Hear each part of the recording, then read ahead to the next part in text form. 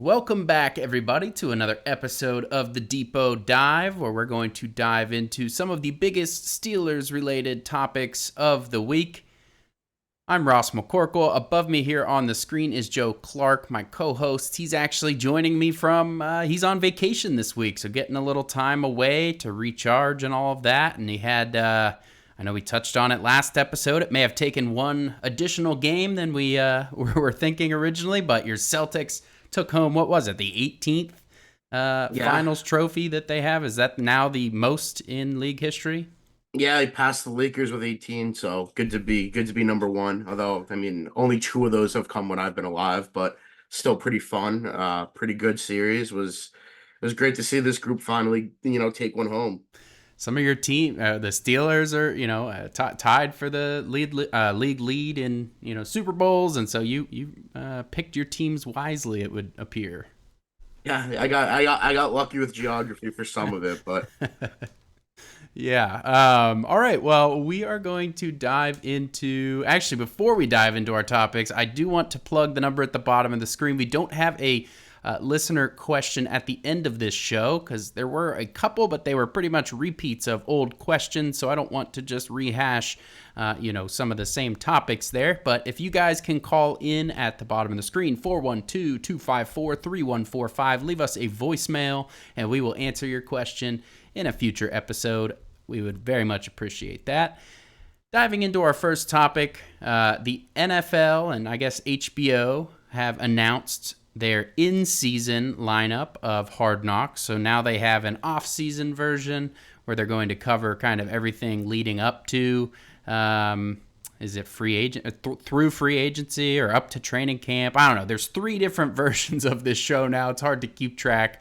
The Steelers will be featured on the in-season version along with the rest of the AFC North. So the first time that they're featuring a full division, and it feels fitting that that division is the AFC North. Last year, they had the highest combined win-loss total. And so we will get hopefully a pretty, behind-the-scenes look that we don't often get of the Steelers. They're pretty, they keep things pretty close to the vest. They have the standard series that they post, and, we do get some behind-the-scenes looks there, but I think Hard Knocks will kind of take that to another level.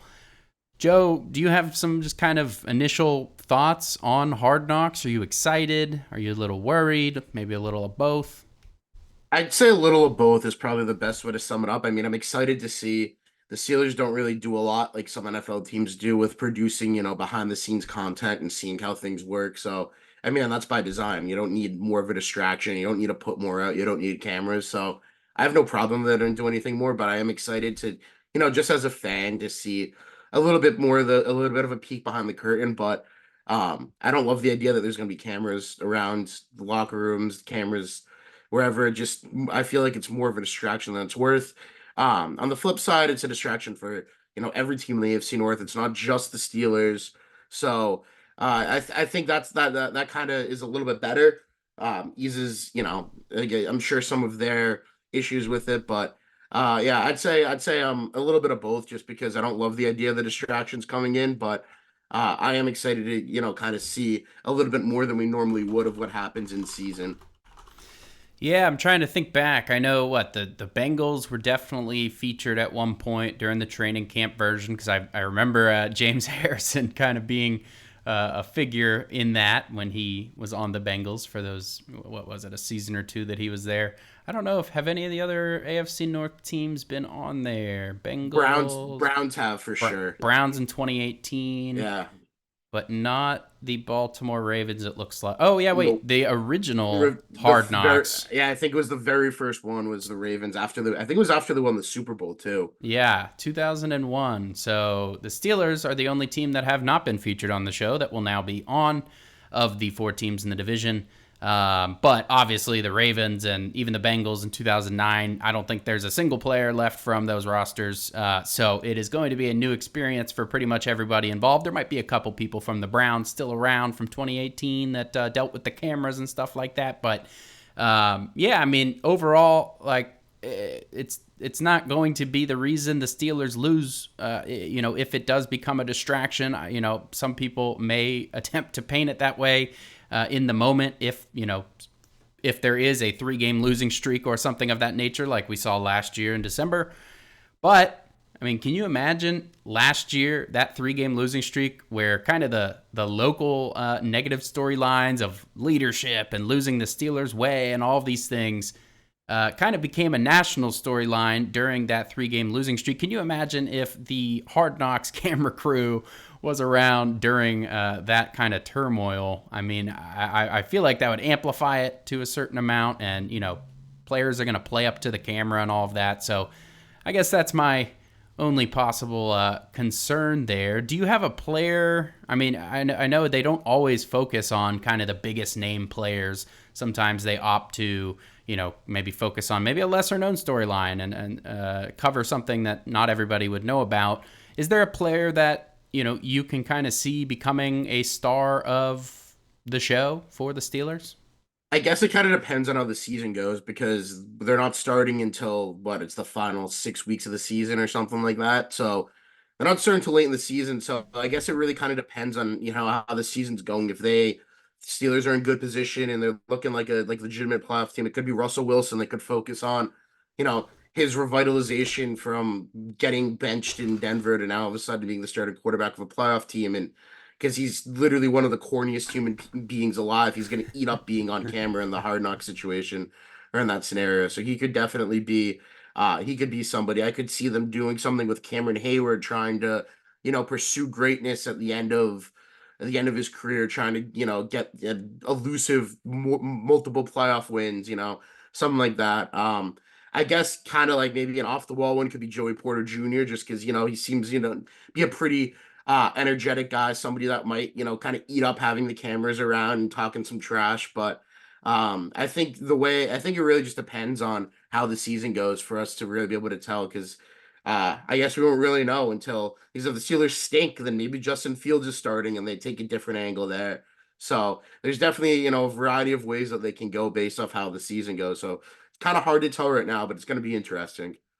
Yeah, I think that's a good call there. If the Steelers are in fact struggling, and there's been several analysts that have kind of guessed, like, all right, well, maybe over the back half of the schedule, if the Steelers are not in contention and they're entering that rough stretch, then maybe it is time to see Justin Fields, see what they have in him, see if he can kind of be the future of the team, and then that would definitely become kind of the central storyline of that. I don't believe actually the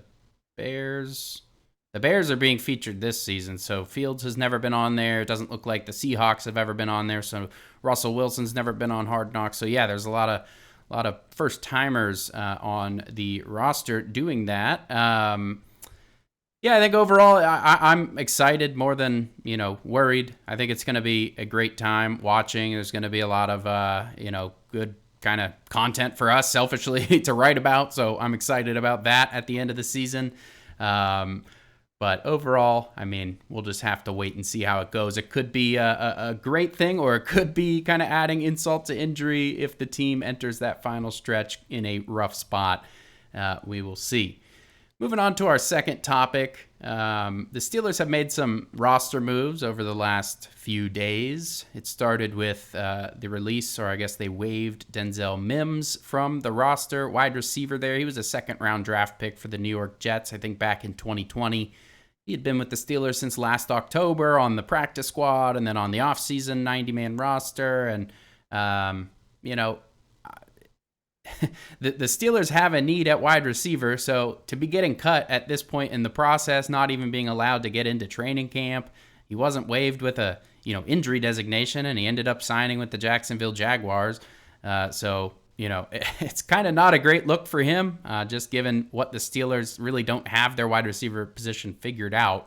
But it's kind of been tied to the storyline of Brandon Ayuk in some ways over the last couple days, at least on Twitter, as Brandon Ayuk took to TikTok and basically he didn't say anything directly about the 49ers, but he said something along the lines of, they don't want me, or I can't remember the exact quote, something like that. And people have been trying to connect the dots. Like, is this a related thing? Are the Steelers getting close to finally making this trade, as we seem to talk about every week or every other week? And with a roster spot being cleared up and it being at the receiver position, people are connecting those dots. What do you think about that? I think if anything was connected with that, then Brandon Ayuk would probably be a Steeler by now. I don't think the Steelers are just like are clearing spots and in preparation for Ayuk to make a move. And I really don't think Ayuk's gonna end up going anywhere. He's really just playing the negotiation, the media game. The same one that Cam Hayward played when he said, "Oh, maybe I'm gonna play for the Browns," and then he walked it back like 2 days later. He's just going on and he's spouting off and posting these videos because he wants to get more money and he wants to make it seem like there's friction and that he's preparing to leave. It's all God. It's been way too much. It's going overboard. Like the Jaden Daniels FaceTime was just that was kind of the icing on the cake. It's like, yeah, dude, we get it. Like you're not happy. You want more money. Like you'll figure something out. You don't need to go to TikTok.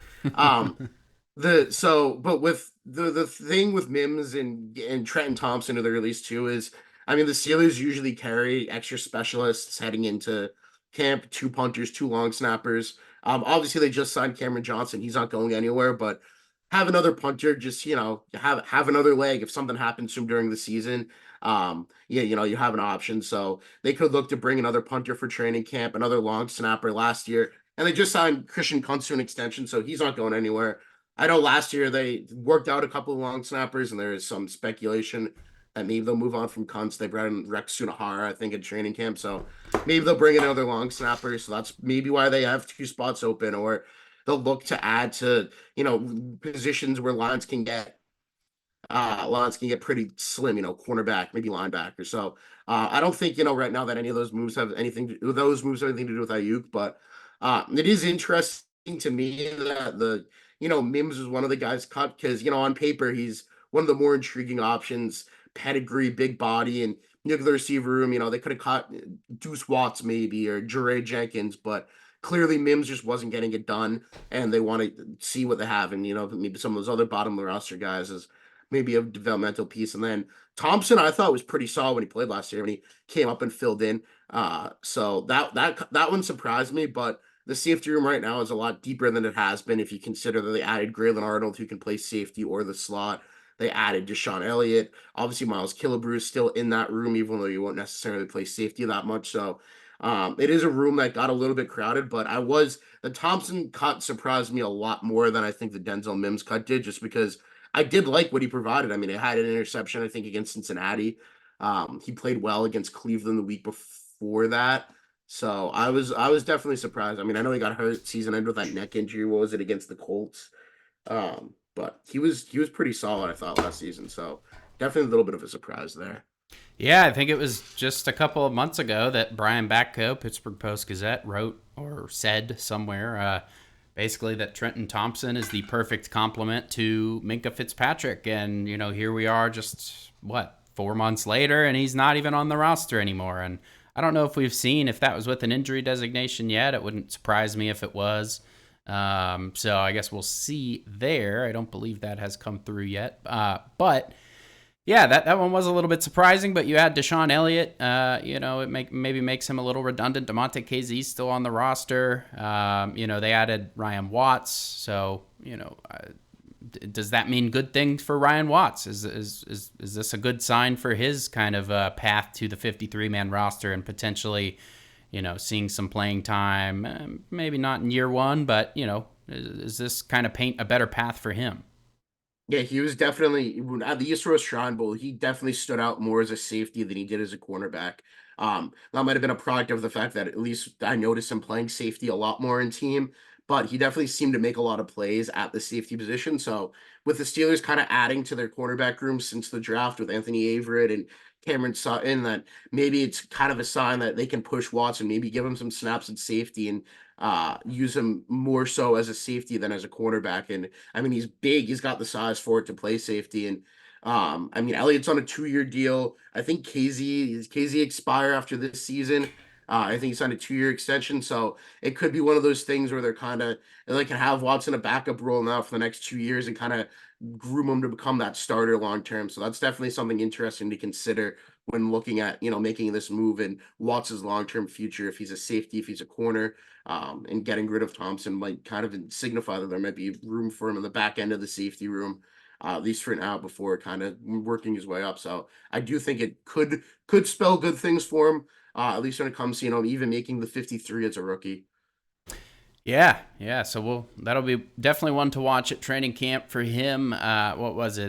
Was Deshaun Elliott saying that he's kind of been mentoring Ryan Watts, or maybe Ryan Watts said that about Deshaun Elliott. So that's a good sign, and kind of further paints that they seems like he's probably going to be a better fit at safety, and so there'll certainly be some opportunities there beyond this year to contribute, like you said, with KZ contract and all of that. So another kind of secondary related topic this morning, ESPN's Aaron Schatz, columnist there, wrote that the Steelers should reunite with Ahkello Witherspoon as kind of maybe one of their final moves going into training camp.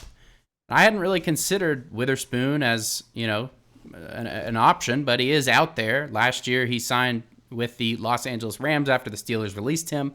I believe that was a 1 year, like just barely over $1 million deal. Basically, it might have been just the minimum. And so if the Steelers can bring in somebody who, it's still the same defensive coordinator, you still got Terrell Austin, a lot of the same, maybe not all the same faces, but you still got Minkah Fitzpatrick in there. A couple other of the depth guys that he would have been familiar with a couple seasons ago. And so could that make sense to kind of provide depth? Because right now you got Dante Jackson, you've got Joey Porter Jr. on the outside, and then behind them, in terms of depth, I mean, it's really a bunch of question marks. Cam Sutton would probably move to the outside, assuming he is not serving his suspension if and when an injury occurs. But then that leaves an issue in the slot. And so they kind of do need to add some depth on the outside. And Ahkello Witherspoon might make a lot of sense. What do you think about that? Yeah, because I think when we get to training camp, it's going to kind of depend on the health, I think, of Corey Trice, because Terrell Austin said they're taking things slow with him, that they liked what they had seen out of him, pre-injury, and that he's kind of getting back to that point right now. And he would probably be the number one guy on the outside right now, him, maybe Darius Rush, Anthony Averett. But that's not, like you said, that's a very unproven group. It's not a super exciting group. So Witherspoon definitely adds some solid depth. He had a decent year last year at the Rams. He was kind of a disaster the year before that in Pittsburgh, but when they traded for him, he had a good second half of the season. What was that, 2022? 2021. No, 2021. Yep. He had a good second half of the season. Then he was a mess in 2022. Kind of rebounded a little bit with the Rams last year. He made some, pretty impressive plays. I think he had like 2 or 3 interceptions too. So, I mean, at this point, he's still a free agent. He's probably only getting a 1-year veteran benefit deal. So that would make some sense to have somebody proven who can come in and know the system, that can compete, with Trice and Rush, and just more of a veteran type that you're not relying so much on the young guys. So I wouldn't hate it, even though I didn't love how things ended with Witherspoon here, with how he struggled that last season. But it's a pretty low risk move, because then if he does stink, you can just cut him for nothing. So I definitely think that's something that could happen. I still think too that, when we get to roster cuts and training camp, guys are still going to get cut around the league. So maybe they have their eye on somebody that they think might get released. Like they brought in Desmond King last year. That obviously didn't work out. He had nothing for him. Then went back to Houston and was solid. But something like that, I think, is probably more on the table at this point. But with the existing free agents out there, then Witherspoon's definitely makes, some measure of sense. Yeah. It was the first time in his career. Let's see, he's played 7 seasons, so this will be his 8th season. And for the first time in his career, he started, a full season of games, 17 for the Rams. Like you said, 3 interceptions. He had 14 total passes defensed, so that would make 11 pass breakups. That is also a career high. His interceptions tied for a career high. And I think Sean McVay had some pretty nice things to say about him from what I can remember. I can't remember the exact quote there, but yeah, he would make a lot of sense. I mean, just like you said with Desmond King, he came to the Steelers, wasn't really able to do anything. I mean, partially because he was added onto the moving train so late in the process. And then he went back to the Texans, a place he was familiar, and was able to do some things. And so maybe Ahkello Witherspoon, knowing the system, being familiar with the system, could have a similar type of success building off of his 2023 campaign. He's 29 years old, so he's getting up there. I don't think he's going to sign for much more than the veteran minimum, if even above that. And so, yeah, it could make a lot of sense. But, yeah, we'll wait and see what comes available in September at roster cutdowns. But, yeah, something to consider there. Moving on to our third topic. This is less of news and more of just us talking about what we are looking forward to seeing at training camp. And actually on Sunday, I posted an article about 5 kind of make or break training camp competitions to, 5 players who really need to win a job or earn some kind of increased role this season. Headlining the list, I had Calvin Austin III. The way I see it, this is his best and only chance to become a starter. If he does not earn the job, next offseason, the Steelers would almost certainly add to the position. Especially if the wide receiver 2, if they don't trade for somebody, which, maybe they still do, and maybe this whole conversation's kind of pointless because then Calvin would not be kind of the starter. But this is his chance right now to make a point like, hey, you do not need to trade for another receiver.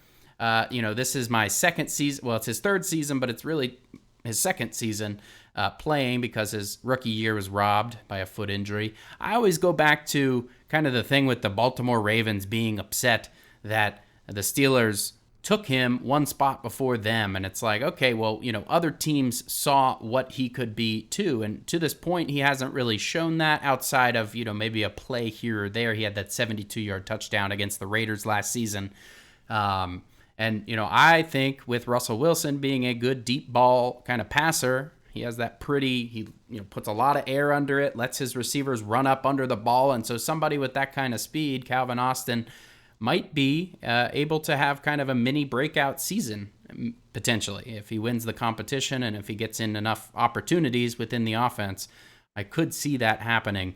And so he was kind of headlining the list. Along with him, I had Spencer Anderson, Rodney Williams, and then DeMarvin Leal and Isaiah Loudermilk as kind of a package deal. And moving into our watch list of players we're most excited for, Joe, I'll let you start. Who are your 3 players that you are most excited to see, whether it's because of a competition or just, you're just excited to see what they got? Yeah, I thought about this for a little bit. I was trying to think of, somebody that really could make an impact for the team this year that we haven't really seen a lot of yet, obviously. So I went with Beanie Bishop, Van Jefferson, and Justin Fields. So Bishop, I saw at the East West Shrine Bowl, seen a good bit of his tape from his time at West Virginia. I know you cut up some of that as well. And I really like the player. I really liked him as a person too. Just kind of guy that just made plays every time he was on the field. Obviously, he's a little bit undersized. He's going to be in the slot for Pittsburgh, and the Steelers signed Cameron Sutton. He's going to fit in the slot, but Cameron Sutton's going to get suspended in at least 6 games. So who's that guy who's going to step up and be the slot? It's either going to be right now, it seems, Beanie Bishop or Josiah Scott. I know Ray Fittipaldo said that last week. And again, like we talked about with Witherspoon, there's always an opportunity for the team to add somebody who gets cut from the outside. But if Bishop plays well, which I think he's capable of, then there's really going to be no reason for them to, bring in somebody from the outside. Beating out Scott's going to be difficult. I mean, Josiah Scott's got a lot of experience. He was really one of the primary slot corners for the Eagles in 2022 when they obviously went to the Super Bowl. But Bishop's got ball skills. He led the country in pass deflections last season. So somebody I'm really excited to watch and see how he competes. I know he's already said he's looked up to Mike Hilton and watching a lot of his game. So definitely somebody exciting there that could really make an impact for the Steelers early in the season. Van Jefferson, just because the lack of wide receiver talent, and he's the one guy where there might be something there. I mean, he had an 800-yard season, and with the Rams the year they won the Super Bowl, so there's something there's something there that maybe Arthur Smith can unlock. He was with them last year in Atlanta. Obviously, thought enough of him to add him again to the Steelers offense. So if he's somebody, I think him or Calvin Austin's probably going to end up being, the number 2 outside receiver. So I'm excited to see what both of them can do. Jefferson is more experienced and he's got the one season where he was kind of successful. So if he can kind of unlock some of that and become a legitimate number 2 or number 3 guy for this team, that would be obviously pretty exciting. And then Fields, just because he might be the long-term solution at quarterback, and the early returns in mini camp obviously weren't all that promising. A lot of people kind of said he didn't look the part. It's kind of tough to tell. I think in mini camp, you're not really going through, a full set. So now in training camp, when stakes are ramped up a little bit, we'll see if Fields can kind of, prove some of the early doubters so far wrong, or if he shows that maybe he just isn't that good of a quarterback. So definitely excited to see how he looks and if he can be a long-term solution, or if there's a reason that he was traded for a conditional 6th-round pick, and that's all he's going to be, is that type of backup, whatever, not great with his arm quarterback. So those three are three I'm definitely excited to see, and how things look, because I think all three could have a pretty significant impact on the Steelers either this year or down the line. Yeah, it's a solid list, and I think Van Jefferson, I agree, along with Calvin Austin III. Calvin Austin's on my list. I just spoke about him a little bit, but yeah, I mean, kind of the same situation. These guys are entering a prime opportunity to seize control of a starting wide receiver 2 role opposite George Pickens in an offense that should be, if these players can play well, the offense should have all the pieces it needs to be certainly much more successful than the 2023 version of the Steelers offense. As far as the rest of my list, Peyton Wilson is my second player. They've talked about him in a dime linebacker role. That is interesting to me. I mean, Patrick Queen has the speed. He has the ability to be an every down linebacker.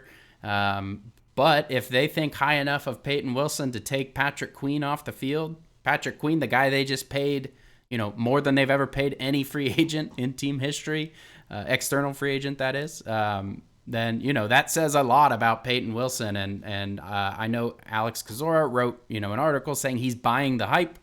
There has certainly been a lot of hype. I think a lot of people have spoken pretty highly of him. Aaron Curry compared him to Bobby Wagner in terms of his speed. I mean, Bobby Wagner is one of the best inside linebackers of this generation, certainly. And so, and Curry worked with Wagner in Seattle for, I think, 2 or 3 seasons at least. And so he certainly knows what he's talking about there. It's not like he's just throwing this out aimlessly. So that is intriguing to me. His 4.43 speed, I think, can be a huge asset to the defense. And, it's a crowded room. We're not sure how much he'll play, especially if Cole Holcomb returns, which it seems like he's on track to do, maybe even by week 1. It sounds like training camp is a realistic possibility at this point for him. And so if Peyton Wilson's able to earn that dime linebacker role, that's kind of his path to earning more playing time on the base defense. And so I am excited about Peyton Wilson just with everything I've seen. He's just the plain and simple, the type of linebacker that, you want to see. He's flying to the football. He's fast. He's physical. He's got the right mentality. And so he is definitely near the top of my list. And then this one, not a lot of people are probably as excited as I am, but Dante Jackson, the corner, I think he could be a huge part of this defense. If Joey Porter Jr. is as much of a lockdown corner as, he was at the end of last season, then guess what? Dante Jackson's going to be getting tested a whole lot by opposing quarterbacks and offensive coordinators kind of scheming towards him. And that's going to, that'll kind of be a make or break point for this defense. If they have a weak link and they can just pick on him, then that's, going to weaken the defense. But if he is solid, then this defense pretty much at every position has, at least an average, if not above average player pretty much at every single position, which is going to have great synergies for the defense. I broke up Dante Jackson, all of his interceptions, all of his pass breakups for his entire career, and I came away impressed overall. He is somebody who is not afraid to throw his body around. He plays the ball well. I think he's got good eyes.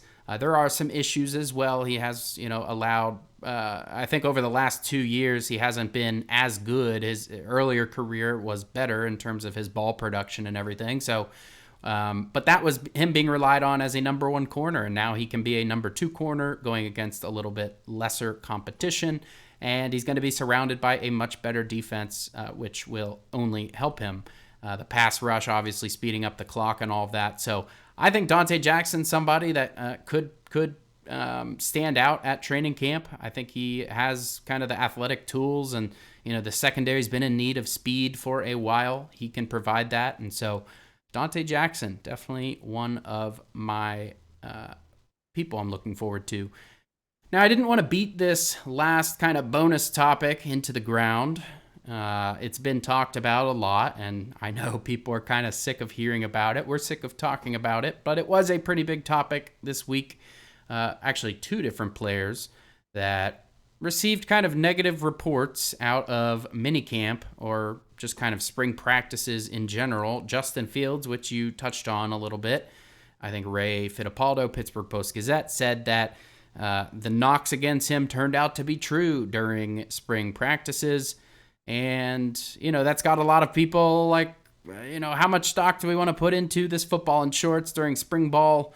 And also, how surprising even is that report, given that, he's the backup. He's not receiving that many reps. He's only a few months removed from his time with the Bears. He's not going to be a different guy than he was with the Bears just a few months ago. So what is your take on this whole kind of, I don't know, conundrum that's been going around on social media the last few days? Yeah, I think it's kind of how what you said. I don't know how much stock you can really put at this point into how a guy looks. But it's also not terribly surprising. I mean, there's a reason why Fields didn't have much of a trade market around the league. Like they know the Steelers know what his flaws were. They knew the kind of quarterback they were getting. So yeah, maybe he was a little bit inaccurate. Maybe he struggled a little bit. I'm not sitting here and I'm not going to defend Justin Fields as like this great quarterback because I don't think he is. I think he can become one, and that's kind of the Steelers' job this year is to work with him and kind of try to fix those flaws and kind of work on what he does best and not have to make him do too much. And so yeah, I'm not surprised to hear that he wasn't all that good. I mean, it's the first really kind of live work he got on a new team. So I wasn't expecting him to come in and set the world on fire. So yeah, he struggled a little bit. I don't really think it's a big deal. Don't think anybody should be putting too much stock into it. In terms of Roman Wilson, he's a rookie. So I'm not too worried about him. Maybe not, looking the part right now.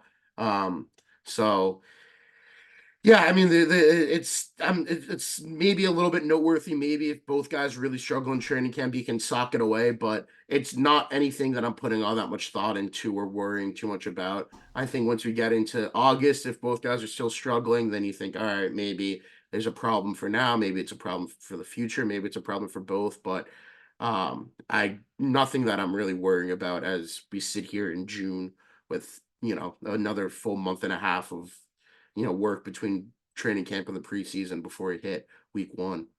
Yeah, the reports on Roman Wilson, I think Batco said he looked less ready than expected to contribute, and Fittipaldo, both of these guys from the Post-Gazette, said that he looks lighter than expected. He probably needs to fill out his frame a bit. And so, yeah, I mean, these are kind of, to me, pretty obvious statements, but people have been, reacting to these around the Steelers' social media sphere. Yeah, I mean, Roman Wilson, did anybody think he was going to step in as the wide receiver 2 right away? I mean, I don't think people probably should if they were. He's a guy that came out of Michigan as a primarily slot receiver.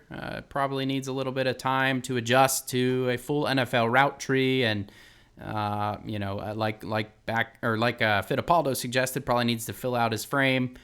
He's never going to be a huge guy. I mean, he's pretty much the same size that Deontay Johnson was coming out of college. And so, if he can pack on a few extra pounds and just kind of, I mean, the big thing with him is going to be getting better as a technician in his route running. That's how these smaller receivers make their money, making sure that they are open and can make kind of the contested catches. So, yeah, I mean, I don't know even how big of a role he's going to play this season. Who are you more concerned about between the two reports, Justin Fields or Roman Wilson, or maybe just nobody?